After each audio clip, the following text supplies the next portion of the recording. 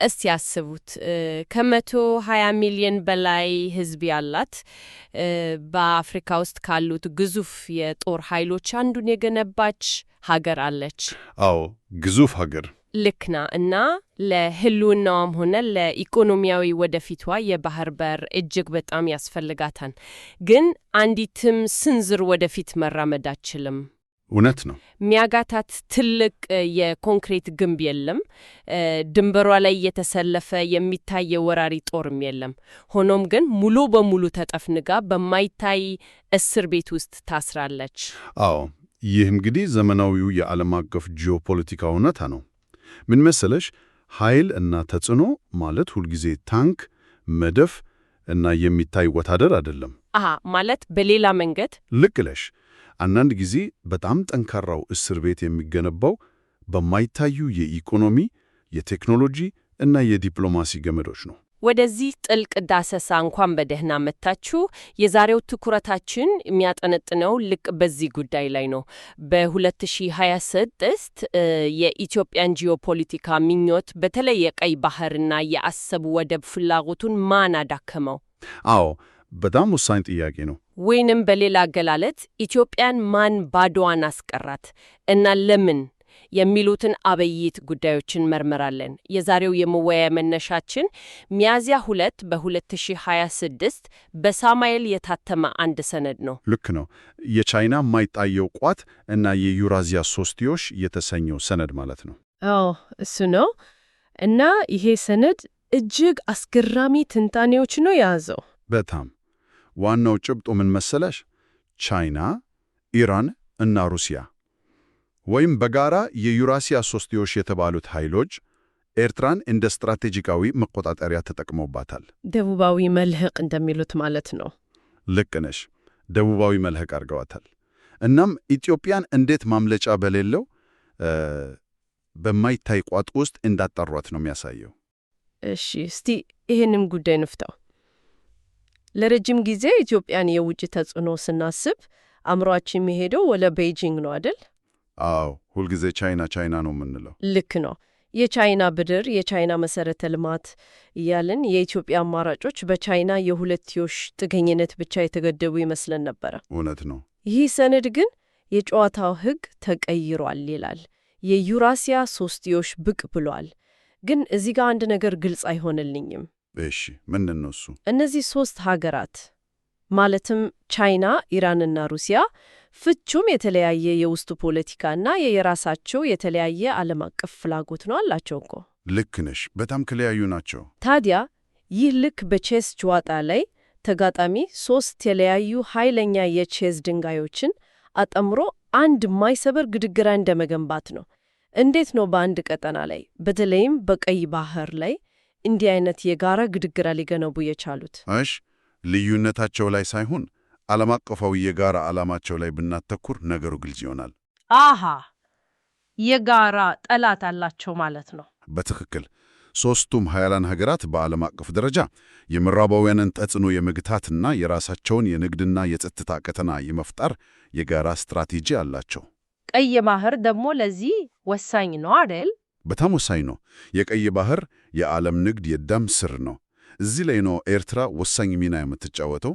እናም ኤርትራን መረጧት? አዎ የመረጧት በአጋጣሚ አይደለም።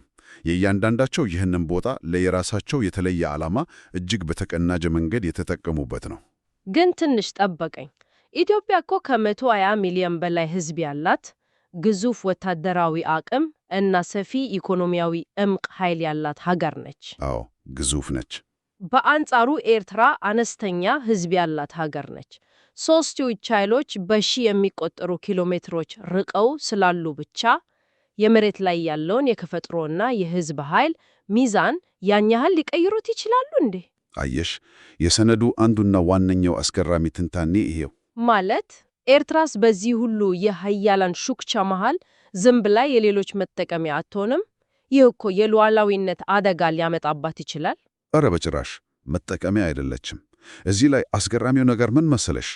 ኤርትራ ለበርካታ አስርተ ዓመታት ስትከተለው የነበረው ያልተመጣጠነ ዲፕሎማሲና ወታደራዊ ራስን የመቻል ፖሊሲ አሁን ትልቅ ፍሬ አፍርቷል። ራሷን አዘጋጅታለች ማለት ነው? ልክ ነው። ራሷን ለሦስቱ ኃይሎች የማይሰምጥ መድረክ አድርጋ አቅርባለች። ማይሰምጥ መድረክ! ዋው! ቃሉ ራሱ ይከብዳል። አዎ፣ ይህም ማለት የሦስቱን ኃያላን ሀገራት ፍላጎት በአንድ ጊዜ በማስተናገድ የራሷን ደህንነትና ሉዓላዊነት ፍጹም በማይደፈር ደረጃ ላይ አድርጓለች ማለት ነው። በተለይም ከአዲስ አበባ ሊመጣ የሚችለውን ማንኛውንም የኃይል ስጋት ለመከላከል እነዚህን ኃይሎች እንደ አስተማማኝ ጋሻ የተጠቀመችባቸው ነው ማለት እንችላለን። በትክክል ጋሻ አድርጋቸዋለች። ነገሩ ይበልጥ አጓጊ የሚሆነው እዚህ ጋር ነው። ስለዚህ ስርዓቱ ልክ እንደ ዘመናዊና እጅግ የተወሳሰበ የደህንነት ጥበቃ መዋቅር ነው ማለት ነው። አዎ፣ የጥበቃ መዋቅር ነው። ቋቱ እንዴት እንደሚሰራ ስናስበው ቅድም እንዳልነው የብረት አጥር አናይም። ነገር ግን አንድ የተሳሳተ እርምጃ ከተራመድክ ባንክ ይዘጋል፣ አላርሙ ይጮሃል፣ የጥበቃ ውሾቹ ይለቀቃሉ። በጣም ጥሩ ምሳሌ ነው። አላርሙም ውሻው ማን ነው? እስቲ ይሄንን የማነቆ ስልት በዝርዝር እንየው። እነዚህ ሀገራት እያንዳንዳቸው በተግባር ምን አይነት መሳሪያዎች ይዘው ነው ኢትዮጵያን ያጠሯት? ሰነዱ ይህንን የተቀናጀ ጫና አስደናቂ በሆነ መንገድ ያብራራዋል። ስጋቱና ፈጣኑ ጫና የሚጀምረው ከኢራን ነው። ከኢራን? አዎ፣ ኢራን በአሰብና ምጽዋ የፊት ለፊት ጦር ሰፈር በማቋቋም አካባቢውን በሰው አልባ አውሮፕላኖች ወይም ድሮኖች እና በተለይም አድፍቶ በሚያጠቁ መሳሪያዎች አጥለቅልቀዋለች። እዚህ ጋር ለአድማጮቻችን ግልጽ እንዲሆን ትንሽ እናብራራው። አብዛኛው ሰው ድሮን ሲባል የሚያስበው ተራውን የካሜራ ድሮን ወይም ደግሞ በርቀት የተመራ ቦምብ ጥሎ ወደ ማረፊያው የሚመለሰውን አውሮፕላን ሊሆን ይችላል። ልክ ነሽ። ብዙ ሰው የሚያውቀው እሱ ነው። አድፍጦ የሚያጠቃ መሳሪያ ሲባል ከዚህኛው በምን ይለያል? ለምንድን ነው ለኢትዮጵያ ይህን ያህል ትልቅ ስጋት የሚሆነው? የዚህ መሳሪያው ዋነኛ ልዩ ባህሪ የተተኮሰበትን ኢላማ ወዲያውኑ አለመምታቱ ነው። እንዴ? ማለት ቆሞ ይጠብቃል? ልክ ነው። በአየር ላይ ይተኮስና ለረጅም ሰዓታት ኢላማው አካባቢ ይቆያል፣ ይንሳፈፋል፣ ወይም ቃሉ እንደሚለው ያደፍጣል። እረ አስፈሪ ነው በጣም። ኢላማው ክንቅሳሴ ሲያደርግ ወይም ትዕዛዝ ሲሰጠው ራሱም መሳሪያው እንደ ቦምብ ሆኖ ኢላማው ላይ ይክስከሳል። አጥፍቶ ጠፊ ድሮን ማለት ነው። አሃ፣ ማለት ባህላዊ የአየር መከላከያዎችን በቀላሉ ማለፍ እና ማታለል ይችላል? አዎ፣ ማለፍ ይችላል።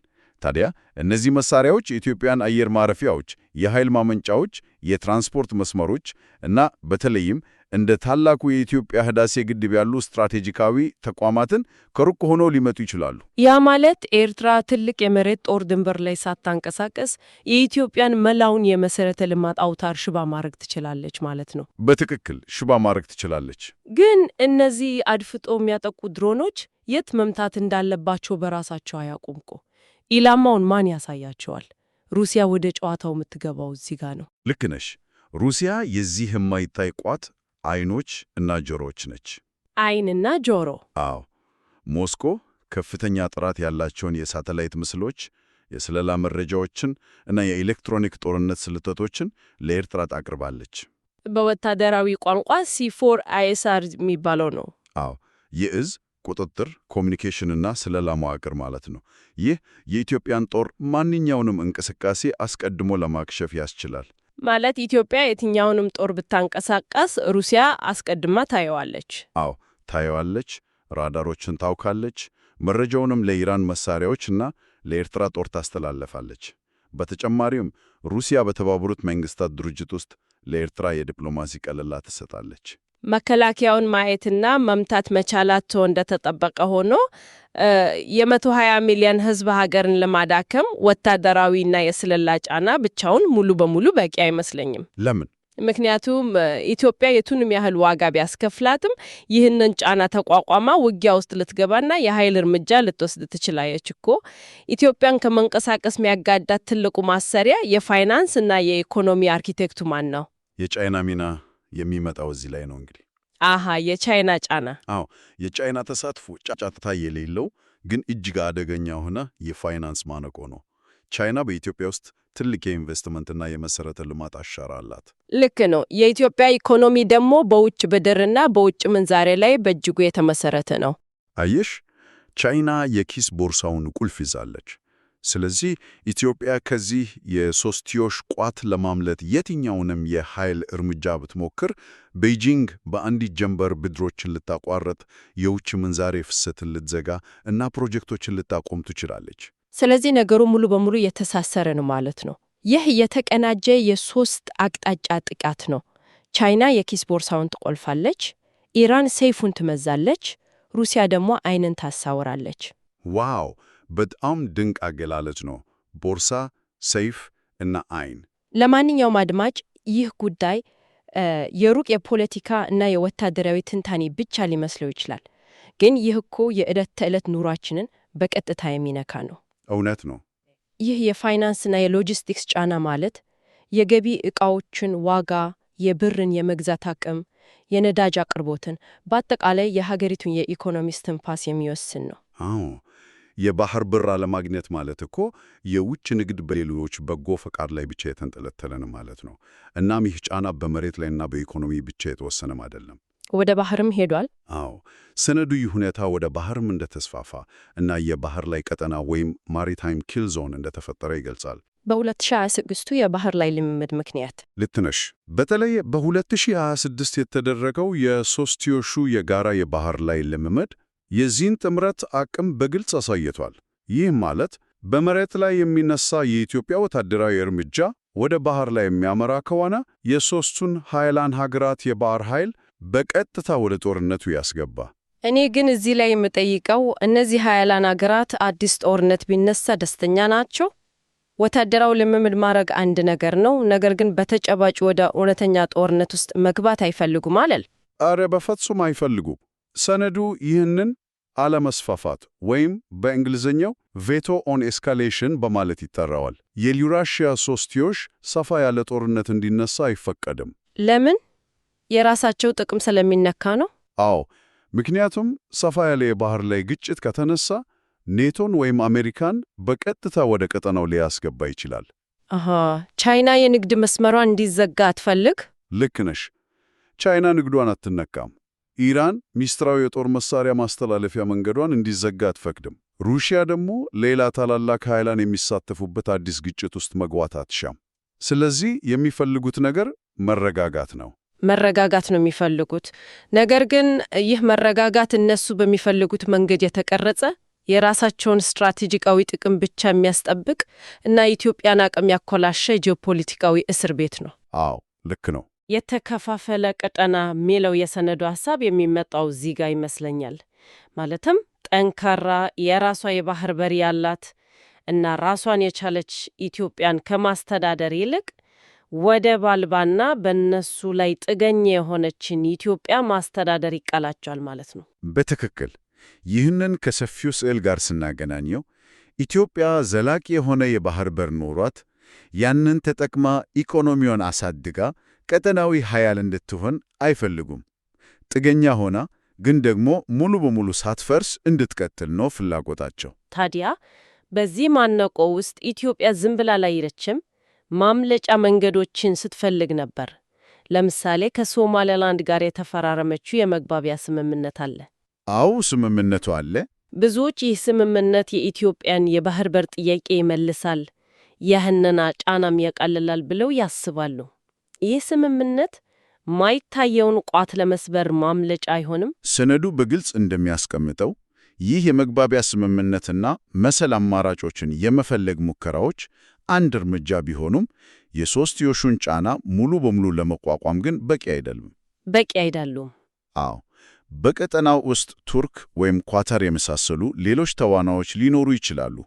ነገር ግን የቻይናን ግዙፍ የኢኮኖሚ፣ የኢራንን ወታደራዊ እና የሩሲያን የስለላ አቅም በአንድ ላይ ሊመክቱ የሚችሉበት አቅም የላቸውም።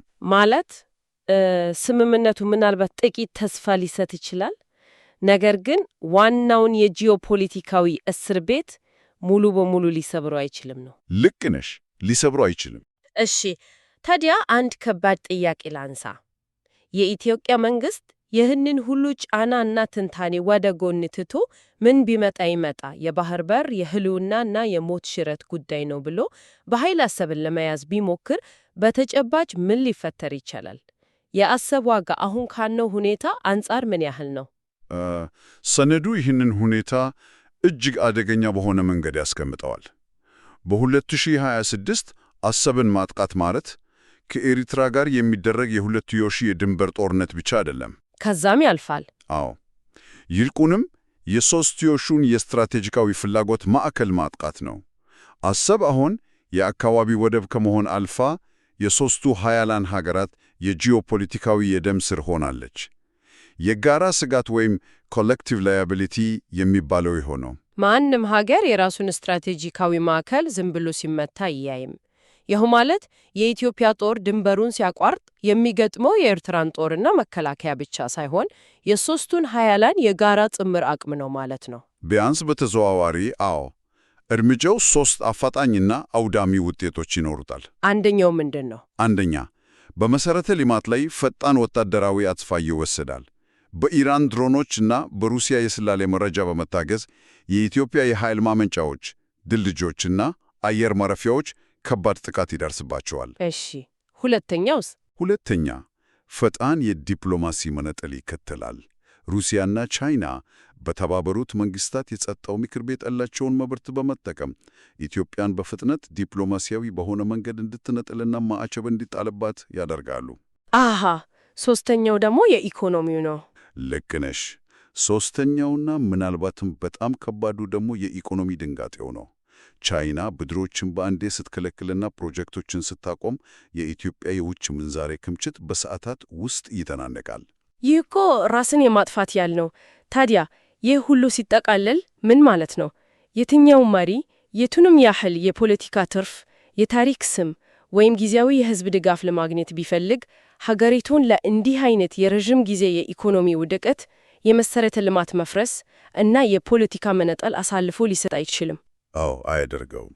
የትኛውም የተሰላ ስጋት ይህንን ያህል ዋጋ ሊከፈልበት አይገባም። ይህ አንድ ጠቃሚ ጥያቄ ያስነሳል። እናም ይህ ሁኔታ የኢትዮጵያ ብቻ ችግር አድርገን ልናልፈው አንችልም። ይህ ሰነድ ለምዕራባውያን ሀገራትና ለሌሎች የውጭ ኃይሎች ትልቅ የማስጠንቀቂያ ደወል ነው። ምዕራባውያን ምን ማድረግ አለባቸው? ምዕራባውያን ኢትዮጵያ ወደዚህ አይነት የተስፋ መቁረጥ እርምጃና አላስፈላጊ ጦርነት ውስጥ እንዳትገባ ለመከላከል ከፈለጉ እውነተኛ የደህንነት ዋስትናዎች፣ ፈጣን ዲፕሎማሲያዊ ተሳትፎን እና ተግባራዊ የሆኑ የኢኮኖሚ አማራጮችን ማቅረብ አለባቸው። ዝም ብሎ መግለጫ ማውጣት? ልክ ነሽ። ዝም ብሎ መግለጫ ማውጣት የዩራሲያ ሶስትዮሽን ጫና አያቆመውም። እስቲ የዛሬውን ጥልቅ ዳሰሳችንን ዋና ዋና ነጥቦች እንሰባስብ። በ2026 ኢትዮጵያ ዙሪያዋን በማይታይ የጂኦፖለቲካ ቋጥ ውስጥ ትገኛለች። ቻይና፣ ኢራን እና ሩሲያ ኤርትራን ፍጹም የማይደፈር ስትራቴጂካዊ መድረክ አድርጓታል። እውነት ነው። ይህ ማነቆ የተፈጠረው በሚታይ የጦር መሳሪያና በወታደር ብዛት ብቻ ሳይሆን እጅግ ውስብስብ በሆነ የኢኮኖሚ ጫና፣ የዲፕሎማሲ ከለላ፣ የስለላ መረጃ እና የተራቀቀ ቴክኖሎጂ ትስስር ጭምር ነው። አዎ፣ በጣም የተወሳሰበ ነው። የአሰብ ጉዳይ ከቀጣናዊ የድንበርና የባህር በር ጉዳይነት አልፎ የቤጂንግ፣ ቴህራን እና ሞስኮ ቀይ መስመር ሆነዋል። በዚህም የተነሳ የአሰብን ወደብ በኃይል የመያዝ ዋጋ ሊገኝ ከሚችለው ከማንኛውም ጥቅም በእጅጉ ይልቃል። እንግዲህ የኢትዮጵያ መጻኢ ዕድልና የውጭ ፖሊሲ ስኬት የሚወሰነው ይህንን እጅግ የተወሳሰበ የዩራሲያ ሶስትዮሽ መረብ እንዴት በጥንቃቄ ማለፍና ማስተዳደር ትችላለች በሚለው ላይ ነው። ይህ ሁሉ ትንታኔ እዚህ ላይ አንድ ጥልቅ እና አነቃቂ ሐሳብ እንድናስብ ያደርገናል። ይህ የዩራሲያ ሶስትዮሽ ያለምንም ቀጥተኛና ትልቅ የደም መፋሰስ፣ ያለምንም ግልጽ ጦርነት እንደ ኢትዮጵያ ያለችን ትልቅ ቀጠናዊ ኃይል እና ግዙፍ ሕዝብ ያላት ሀገር የባህር በር ምኞት በዚህ ደረጃ ማዳከምና ማጠር ከቻለ ይህ የማይታይ ቋት ሞዴል ወደፊት በዓለም ዙሪያ ያሉ ሌሎች ታዳጊ እና ትልቅ ምኞት ያላቸውን ሀገራት ለመቆጣጠር የሚያገለግል አዲስ የዓለም አቀፍ ፖለቲካ ንድፍ ሊሆን ይችላል። በጣም የሚገርም ጥያቄ ነው። ምናልባት ታላላቅ ኃያላን ሀገራት ተፎካካሪዎቻቸውን ያለ ጦርነት የሚያስሩበት የፋይናንስ እና የቴክኖሎጂ ሰንሰለት የሚጠቀሙበት አዲስ የዓለም ስርዓት ፈጥሮ ይሁን። ይህ እናንተ አድማጮች ራሳችሁ ልትመረምሩት የሚገባ ጥልቅ የቤት ስራ ነው። አዎ፣ ሊታሰብበት የሚገባ ጉዳይ ነው። የዛሬውን ዳሰሳችንን እዚህ ላይ እናጠናቅቃለን። ይህንን እና ሌሎች ተያያዥነት ያላቸውን ጥልቅ መረጃዎች እንዲሁም ለግል ፕሮጀክቶቻችሁ ግብዓት የሚሆኑ ልዩ ሪፖርቶችና ሰነዶችን በማግኘት በማንኛውም ርዕሰ ጉዳይ ላይ ብርሃን ለመፈንጠቅ ወደ www.samail.inc ጎራ ይበሉ። የዚህ ዝግጅት ሙሉ ይዘትም እዚሁ ድረገጽ ላይ ይገኛል። እንዳያመልጣችሁ። በተጨማሪም ይህንን ዝግጅት በስፖቲፋይ፣ አፕል ፖድካስት፣ አማዞን ሙዚክ፣ ካስትሮ፣ ፖድቢን፣ ኦዲብል እና በመሳሰሉት የፖድካስት መተግበሪያዎች ማዳመጥ ትችላላችሁ። ዛሬም ከእኛ ጋር ስለነበራችሁ እናመሰግናለን። በሚቀጥለው አጓጊ ዳሰሳ እስከምንገናኝ ድረስ ደህና ሁኑ።